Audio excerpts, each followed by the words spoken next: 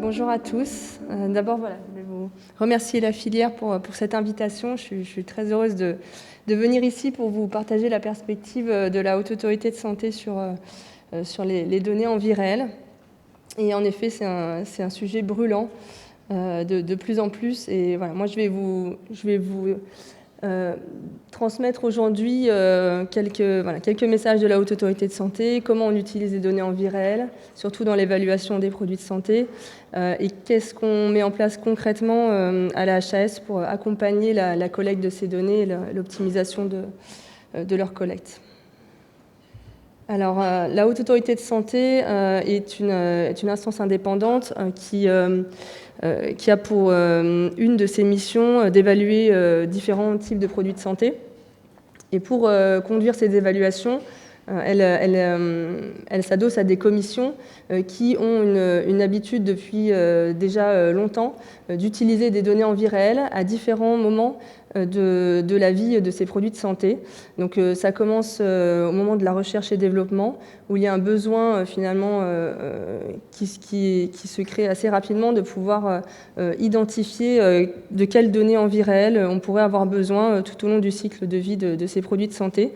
Donc c'est pour ça que voilà, au début de la flèche, j'ai mis le mot anticipation, parce que c'est réellement un mot-clé quand on parle de collecte de données. Finalement, voilà, cette anticipation, ça passe par l'identification de toutes les bases, toutes les études, toutes les cohortes qui pourraient exister, aussi bien au niveau national, évidemment, au niveau aussi européen ou international. Ensuite, voilà, je pense que vous avez peut-être déjà été en contact avec ces mots récemment, les mots accès précoce et accès compassionnel aussi également. C'est vrai que depuis la réforme qui a eu lieu en 2021, il y a bientôt 2 ans, la collecte de données en vie réelle a aussi pris une nouvelle dimension depuis cette réforme. Et donc finalement, on se situe à un endroit à cheval entre la recherche et développement, l'AMM et le post-AMM. Et enfin, une étape qui finalement peut-être était celle qui était la plus connue jusqu'à présent, c'est la génération de données en post-commercialisation et post-remboursement de ces produits de santé, et notamment via la réalisation d'études post-inscription. Donc c'est un terme qu'on utilise nous à la Haute Autorité de Santé pour définir les études qui sont demandées par les commissions, donc aussi bien la Commission de la transparence pour les médicaments que la CNEDIM-TS pour les dispositifs médicaux, par exemple. Donc voilà, on utilise ce terme-là pour désigner des études qui sont demandées par les autorités et réalisées finalement par les industriels qui commercialisent ces produits de santé. Donc vous voyez qu'on a un périmètre et un timing relativement large d'utilisation de ces données en vie réelle. C'est pas uniquement cantonné à des données qui seraient générées après la commercialisation des produits de santé. Alors effectivement, en ce moment, on constate vraiment une place grandissante de ces données dans l'évaluation des technologies de santé. Donc j'ai cité tout à l'heure l'accès précoce et l'accès compassionnel. Depuis la réforme, il y a vraiment eu des mesures qui ont eu pour objectif d'optimiser la collecte de données en vie réelle pour les produits de santé, parce que ce sont vraiment des opportunités, ces accès dérogatoires, de collecter des premières données en vie réelle pour des produits qui n'ont jamais été mis à disposition des patients, hormis dans le contexte d'essais cliniques. Donc c'est vraiment une occasion à ne pas manquer, et surtout dans des maladies rares. Ensuite, on parle beaucoup aussi en ce moment de l'utilisation de ces données en tant que bras comparateur externe. C'est vrai qu'on est, on est dans des périodes où on a de plus en plus d'études qui sont fournies pour les autorisations de mise sur le marché, qui sont des études dites monobras, c'est-à-dire qui sortent du schéma des essais randomisés contrôlés. Et il y a un enjeu aussi à pouvoir générer des données en vie réelle qui pourraient servir de bras comparateurs externes, donc pour fournir quand même des données comparatives dans un contexte où le produit est administré dans un essai monobras. Alors, c'est vrai que c'est quelque chose qui peut fournir des données qui pourraient amener à une qualité proche d'un essai clinique randomisé, Maintenant, c'est quand même très très complexe à réaliser. Ça nécessite beaucoup d'anticipation et une méthodologie extrêmement robuste pour pouvoir sortir une comparaison sur laquelle les commissions pourraient s'appuyer. Donc c'est pour ça également que la Haute Autorité de Santé a voulu cette année éclairer un petit peu les personnes qui seraient amenées à réaliser ce type d'études sur quelles sont les attentes en termes méthodologiques de ces comparaisons externes.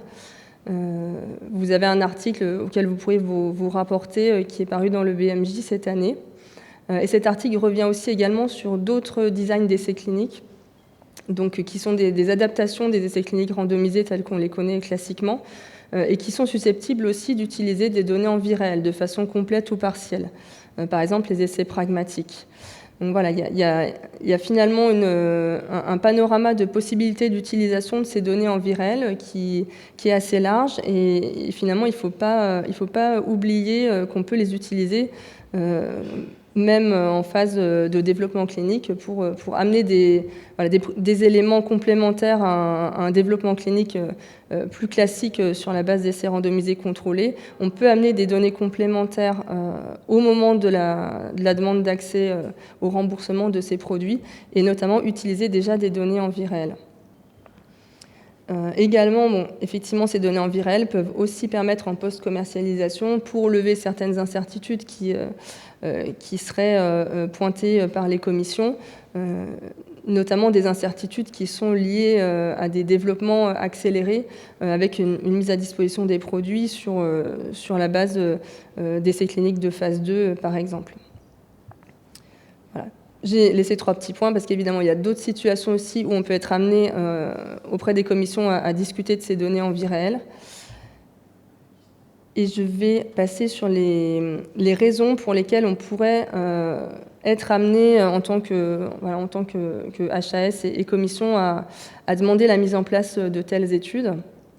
Alors, il y a 5 grandes thématiques. Alors, ça peut être pour décrire des conditions d'utilisation. Ça peut être également utilisé pour des dossiers médico-économiques, donc pour estimer des scores d'utilité. Ça peut être pour mesurer de l'efficacité et aussi des risques liés à l'utilisation de ces produits. Également pour mesurer de la consommation de ressources. Donc ça rejoint aussi les dossiers qui peuvent être déposés, les dossiers médico-économiques pour soutenir les négociations de prix de ces produits. Et ça peut être également pour mesurer de l'impact organisationnel d'un produit de santé. Et évidemment, ça peut être cumulatif. Il peut y avoir plusieurs objectifs pour une même étude. Je crois que j'étais un petit peu vite. Et ça peut aussi permettre d'ensuite s'orienter sur un design d'étude en particulier en fonction de l'objectif. Alors, la HAS a édicté en 2021 un guide sur les études observationnelles, sur les études en vie réelle, en vue de documenter toutes sortes d'éléments pour l'évaluation des médicaments et aussi des dispositifs médicaux. Donc voilà, c'est un guide que je vous invite vraiment à consulter, puisqu'il revient sur tous les aspects de la construction, de la réalisation d'études en vie réelle, des aspects de concept, mais aussi des aspects de méthodologie, de transparence. Et j'ai sélectionné pour aujourd'hui 6 grandes thématiques sur lesquelles la HAS est particulièrement attentive lors de la réalisation de ces études. C'est important pour nous que la rédaction du protocole, dans la mesure du possible, puisse s'appuyer sur le soutien d'un comité scientifique indépendant. Donc ça, c'est une première chose. Ensuite, il est important aussi de proposer un type d'étude en adéquation avec l'objectif ou les objectifs et les questions de recherche identifiées, parce qu'on ne va pas partir sur le même design d'étude en fonction de telle ou telle question. Évidemment, ça nous intéresse aussi beaucoup aujourd'hui, capitaliser au maximum sur les données préexistantes.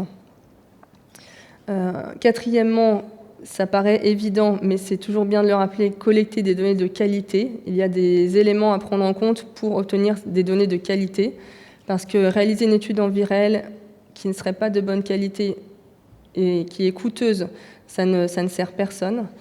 Ensuite, il ne faut pas oublier la perspective des patients. Donc, c'est toujours important de se poser la question, est-ce que j'ai intégré des mesures d'intérêt pour le patient dans mon protocole? Et enfin, garantir la transparence des données. C'est quelque chose qui a été abordé par le docteur Aimé, mais c'est vrai que la présentation des protocoles sur des bases publiques, la mise à disposition des résultats est quelque chose d'extrêmement important.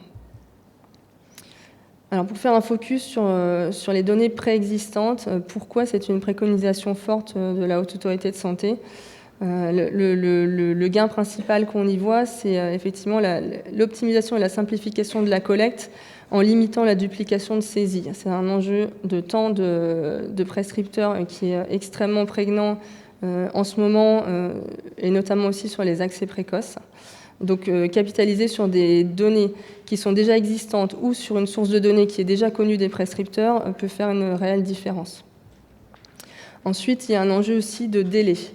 D'utiliser des données préexistantes, la réutilisation de données primaires pour une utilisation secondaire peut réellement permettre d'accélérer la mise à disposition des résultats versus la mise en place d'une étude spécifique qu'on aurait montée pour le projet. Dans les interactions qu'on a avec la commission, on considère en général que s'il y a une demande d'étude qui se fait sur la base soit du SNDS, soit d'un registre existant, on peut éventuellement atteindre une remise des résultats à 3 ans. Si on doit monter une étude de 0, on sera plutôt sur un minimum de 5 ans. Donc ça peut quand même réellement faire une différence dans la remise des résultats. Et cette remise des résultats, finalement, plus elle intervient précocement, plus elle peut permettre de réévaluer un produit de santé le plus tôt possible.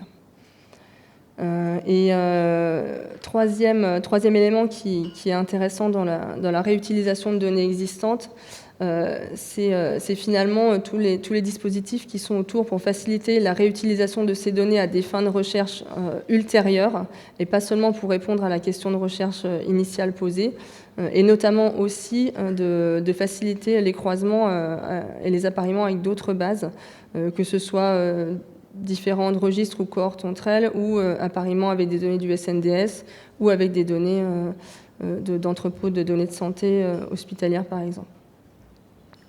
L'idée est vraiment de pouvoir capitaliser sur un continuum de données, à la fois avant la mise à disposition de ces produits de santé en commercialisation classique, mais également après. Et dans l'idéal, on va dire le gold standard que la HAS affectionne particulièrement, ce sont les registres maladies qui peuvent permettre, dans leur mise en place, de pouvoir ensuite générer des données comparatives entre plusieurs stratégies de santé, plusieurs produits de santé. Donc c'est vraiment des bases qui sont extrêmement intéressantes pour l'évaluation des produits de santé. Alors, quelles mesures on a mis en place jusqu'à présent pour accompagner la génération de ces données? Pour nous, il y a clairement aussi un enjeu de rendre visibles ces sources de données existantes, que ce soit auprès des commissions de la HAS ou également auprès des industriels qui pourraient être amenés à réaliser des études avec leurs produits de santé.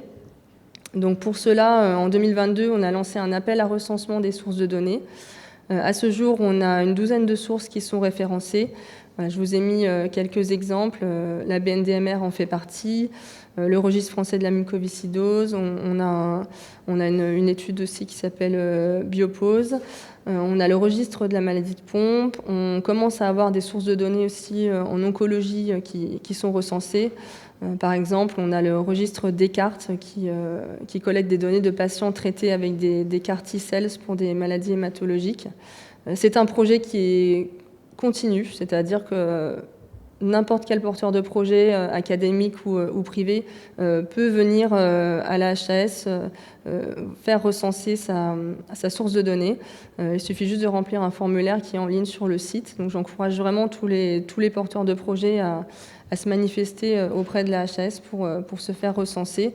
Alors, une précision, on distingue dans ce recensement deux finalités particulières. Donc, soit la réalisation d'études post-inscription, pour lesquelles finalement j'allais dire, la caractéristique principale qu'on va examiner, c'est la représentativité de la source de données pour réaliser ces études, puisque si c'est pour répondre à des demandes des commissions, il faut que les résultats puissent ensuite servir pour de l'évaluation et donc soient représentatifs des patients, et des prescripteurs et des pratiques en France.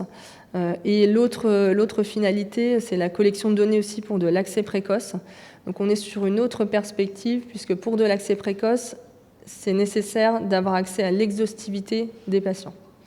Puisque pour de l'accès précoce, on ne peut pas multiplier les sources de données. Donc si on passe par une source de données académique existante, il faut qu'elle puisse être en capacité non seulement de gérer le process accès précoce qui est très particulier, mais également de pouvoir atteindre l'exhaustivité des patients et des prescripteurs.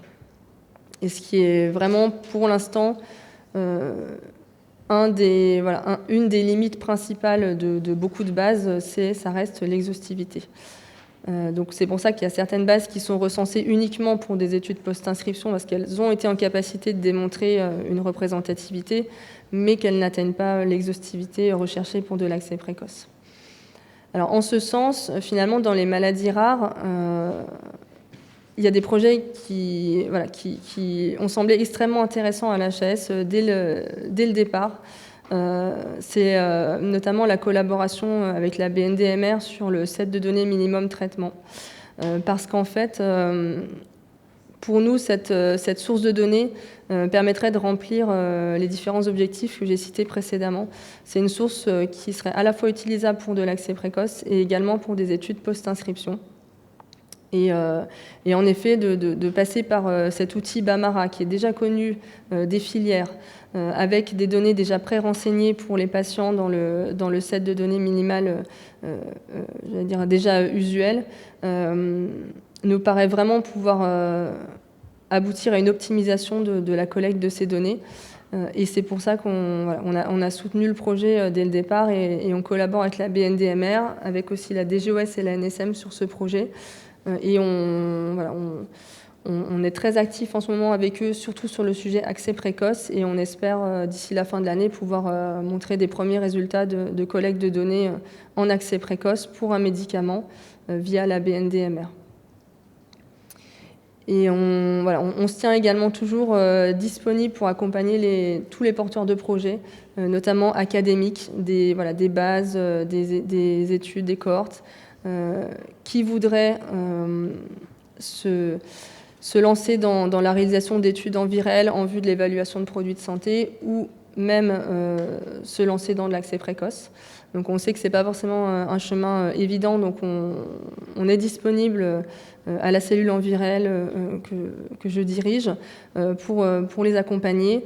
Des sujets par exemple sur lesquels on peut particulièrement échanger, ce sont par exemple l'intégration des prompts, donc des questionnaires, des auto-questionnaires patients dans les bases, puisque c'est un sujet extrêmement important aussi dans l'évaluation et on voit de plus en plus de collecte de données soit d'outcomes directement centrés sur le patient, soit de prom dans les études.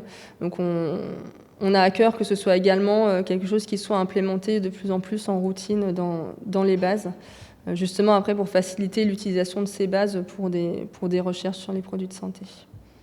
Voilà.